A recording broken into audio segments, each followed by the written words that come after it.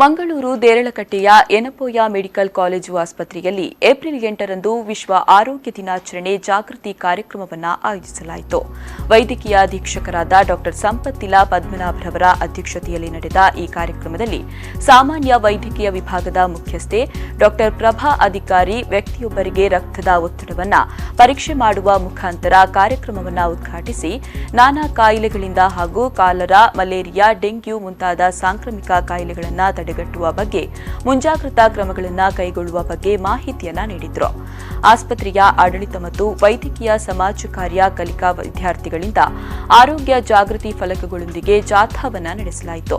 ಆಸ್ಪತ್ರೆಯ ಆಡಳಿತ ವಿಭಾಗದ ಡಾ ಸುನೀತಾ ಸಲ್ಡಾನ ಮತ್ತು ವೈದ್ಯಕೀಯ ಸಮಾಜ ಕಾರ್ಯ ಡಾ ಮೊಹಮ್ಮದ್ ಗುತ್ತಿಗಾರ್, ದಾದಿಯವರ ಮುಖ್ಯಾಧಿಕಾರಿ ಸಿಸ್ಟರ್ ಜಲೀನ್ ಮತ್ತು ಆಸ್ಪತ್ರೆಯ ಅಧೀಕ್ಷಕರಾದ ಪ್ರವೀಣ್ ಕುಮಾರ್, ಮಾರ್ಕೆಟಿಂಗ್ ವಿಭಾಗದ ವಿಜಯಾನಂದ ಶೆಟ್ಟಿ ಹಾಗೂ ವೈದ್ಯಕೀಯ ಸಮಾಜ ಕಾರ್ಯ ವಿಭಾಗದ ಅಬ್ದುಲ್ ರಜಾಕ್ ಮತ್ತಿತರರು ಉಪಸ್ಥಿತರಿದ್ದರು.